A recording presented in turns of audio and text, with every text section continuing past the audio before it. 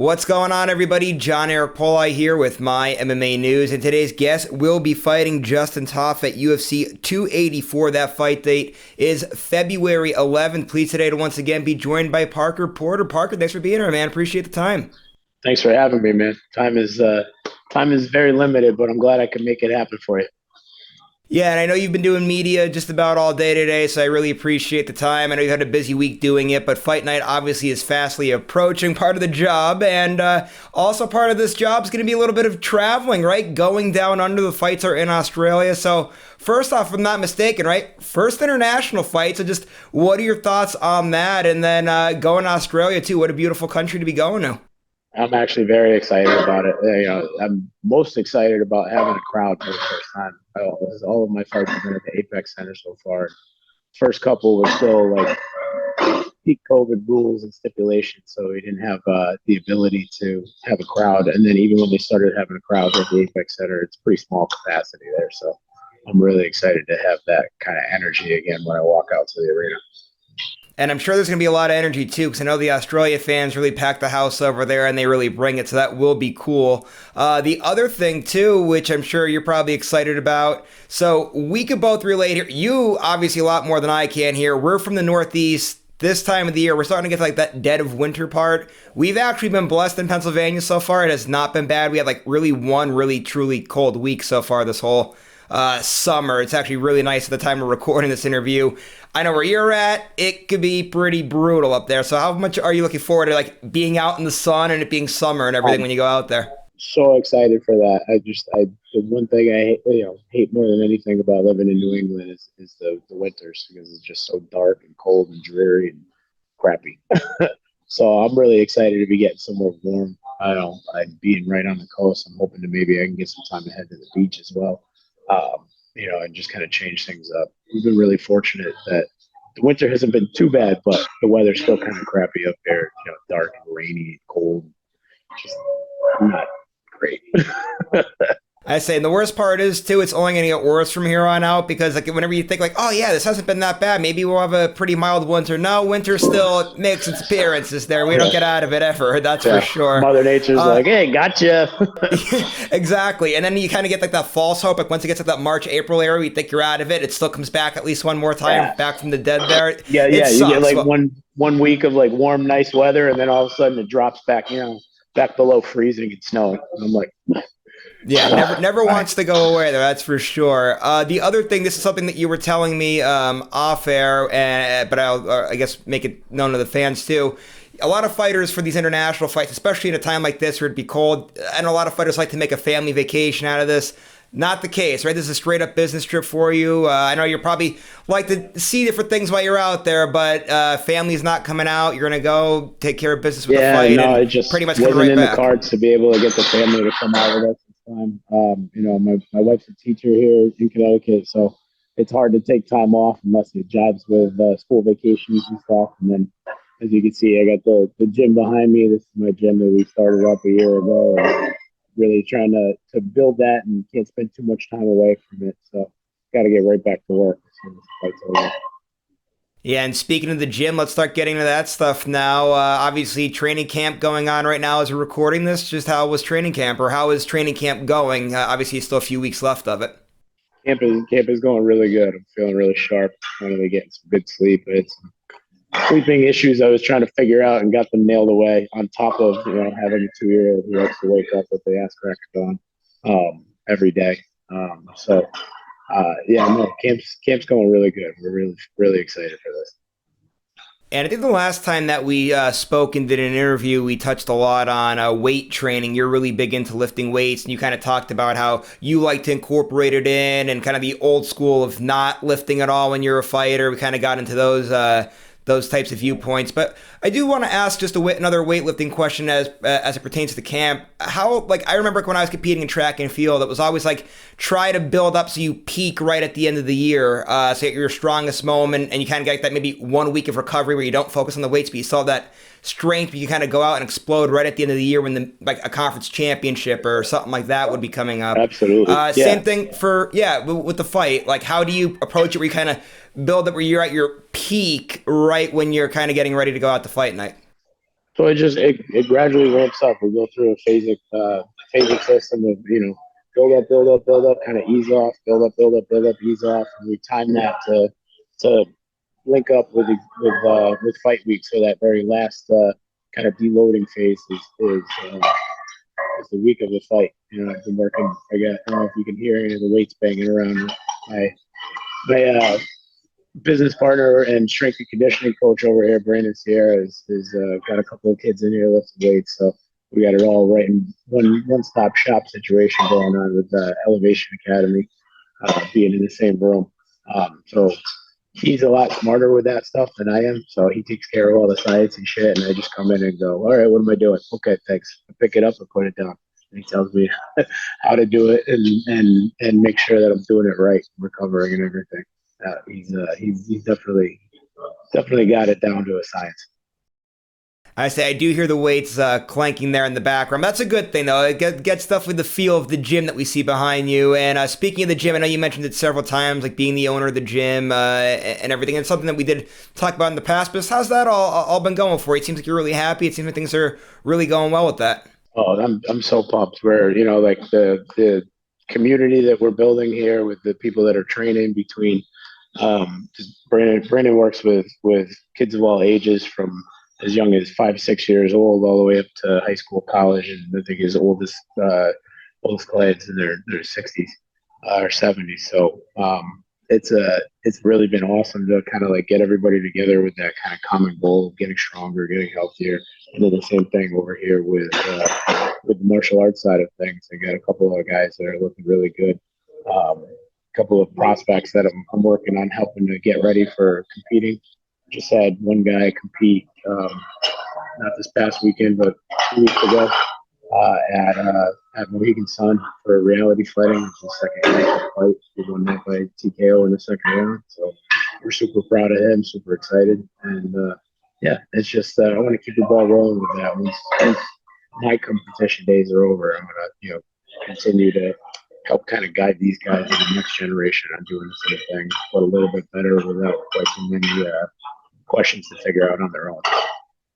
I say we don't have to worry about that next chapter just yet. Obviously, the very near future, you're obviously still competing. That's why we're here. Let's talk a little bit more about the fight. Let's talk about your opponent now, and Justin. He's Australian, right? So I'm sure he'll have a lot of fans in that behind him there. I'm your sure. Thoughts on the mat? What was that? I'm sure he's going to have home crowd advantage for that. Sure. Yeah, I'm sure the place is going to be rocking the roof for him there, and I'm sure he'll be getting a lot of boos as you come out. But just your thoughts though on that matchup outside of all that type of stuff, just him as an opponent, what you're kind of expecting on fight night. I'm excited, man. I think this is going to be a classic big boy bang fest. He's gonna, he likes to slug. I like to slug, and I'm gonna come out there and push the pace and. We're going to see where it takes us, but I don't see this one going to a decision. He's got a couple of quick finishes under his belt. I'm looking to get my first quick finish. So I don't think you're going to see much of a lull in the action, if any at all. Well, I was going to say, a lot of fans like to see those types of matchups. And I was going to actually ask you if you were thinking it was going to be like a slugfest, one of those kill kind of versus be killed type of a matchup. And it seems that that's what you're anticipating. So with that being said, are you anticipating maybe a little fight of the night bonus then maybe for a knockout there if you get it? There were a couple of times where I thought I had that in the bag with the fight against Parisian and fight against Chase Sherman where, we broke some records for volume and significant strikes thrown. Just a little bit out of reach on that one. So we're looking to hopefully grab that and bring that home as well this time. And I have a question for you, too, about pressure in a fight. And this is something maybe, as now you're a veteran in the sport, maybe it's not maybe so much of a thing here, but I have to ask it anyway. Obviously, you were on such a great stretch there. You had won 3 or 4 fights in a row. Then you end up suffering defeat in 2022. You go to get back inside the octagon. Fight ends up getting canceled. Is there any sort of frustrations or pressures that maybe go into something like that when you're on a win streak and you see something that's snapped? Or obviously in your case, like I said, you're a veteran. You've kind of been there, done that with just about everything in the sport. So it's kind of the mindset with things like that. Yeah, it's not so much a pressure type situation as it is just the frustrations, like, you get a good win streak going, and obviously you want to try and build that up as best you can and keep it going as long as you can, because losing sucks. Um, but as far as the having the fights that I had scheduled in October of 2022, and then having those fall through, that was probably the most frustrating and aggravating part about everything. And now, with all that being said, it's a new year, right? We're recording this in January 2023. Just what are your goals for the new year? I'm sure, obviously, step one's take care of business in February, but looking at the year in the grand scheme of things, what are the plans? Yeah, definitely. Step one is take care of business in February. Come back with the first win of the year, and then string together another two more fights after that with another couple wins and a new contract, and then really just growing everything I got going on here. Getting more people interested if they want to compete, showing them how to compete. If they just want to learn how to do some jujitsu and get a good workout out of doing some Muay Thai and everything, doing that as well. Really just focus on building a strong, positive community over there. And it's great that you have that mindset too of having this outlet outside of fighting. You tell just how passionate you are about the gym, and you mentioned several times about how you want to constantly be involved with the gym and helping fighters grow, and that you've mentioned that next chapter whenever that would come. How important is that for an athlete to have those other avenues out there? Because obviously, fight game isn't going to last forever. That's the unfortunate part of well, really for any professional athlete, there is eventually an expiration date on the career somewhere. Yeah, you definitely have to find. I mean, obviously, any pro athlete, their sport is more often than not their passion. So when that goes away, as everything does, everything good comes to an end at some point or another. So you really got to at least have some other hobbies and stuff that you're more passionate about as well to kind of fall back on and keep yourself from losing your mind over everything. But I'm excited to be able to have that hobby and passion continue in the same avenue and in the same realm, to show, usher the younger fighters and the next generation of guys into the higher levels as well. Um, I think it's super important because it was one of those things that I didn't have early on in my career, and I think it because I was trying to figure things out on my own and not really sure which way to point the needle of my compass. It made things difficult for me to make consistent progress. Um, and if I had somebody to kind of not so much take my hand, but at least kind of just guide me and be like, "Hey, you want to go that way? You need to do this. Take the opportunity. Don't worry about that. That'll be here when you come back to it. Go do this because you're never going to get this opportunity again." I think I could have accelerated my career a little bit more and gotten into the UFC sooner. All right, man. I just got two last things before I let you take off, and I have a lot of things to get to at the gym there before you call it a day there. Just one thing that's fight related that I have to ask. Main event for your card that you're going to be on. I mean, I haven't seen a person who isn't excited about that fight yet. I'm Like sure you, just everybody's being a fight fan, is extremely excited for it. Just your thoughts on that matchup. I think it's an incredible matchup, and I think everybody's been asking me who I'm picking, and I like both Islam and Volkanovski are amazing fighters. But I think I got to give it to Volkanovski on this one, just because he's been a dominant champion for a while, and he's used to everything that comes along with it. He's going up in weight, so Islam may have a little bit of a size advantage there. But we've seen that Volkanovski is no slouch when it comes to the strength and power that he can generate. So I think that his experience is going to be the catalyst that decides who's going to win or not. All right, and this is the one last thing I have for you. I can never do an interview with you without asking this question. How are the wife and kids doing? Are they a major part of your life? Just how's Uh, things with they're the family?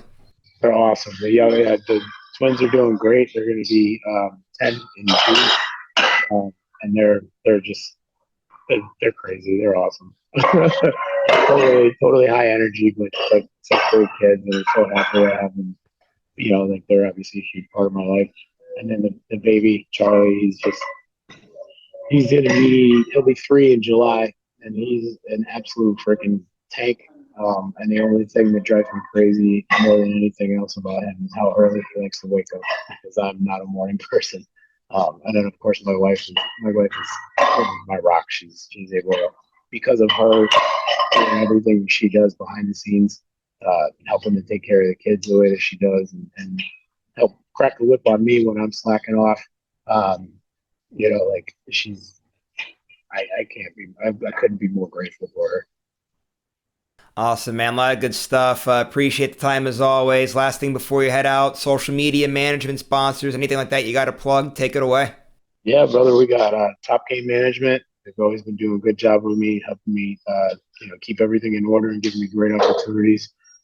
Heavy Hitters Club over here in New Britain, Connecticut, coupled with Elevation Academy for your strength and conditioning needs. And then, of course, my coaches, Kia Galampur, Ed Thornton, Dan Fraser. Um, if I missed anybody, I apologize. Kind of just scrambling. I got a lot of things going through my head these days. All right, Parker, thanks again so much for all the time, man. Really appreciate it. It's great catching up with you. Just a reminder to everybody out there, again, Parker will be fighting Justin Tafa at UFC 284. That fight date is February 11th, and it's a massive pay-per-view coming up for the UFC with that main event, of course, with Islam Makhachev defending his 155-pound title in his first title defense against featherweight champion Alexander Volkanovski. It's going to be a great night of fights, and I can't wait to see it. Just I'm sure like many of you can't wait for it either. Just one last thing before I head out today. I just want to remind you guys to keep going to MyMMANews.com, checking out all our great work. Also, please do me a favor if you like today's interview. Make sure to go to the bottom, give this video a thumbs up, and don't forget to subscribe to this YouTube channel as well. We'll see you later, everybody.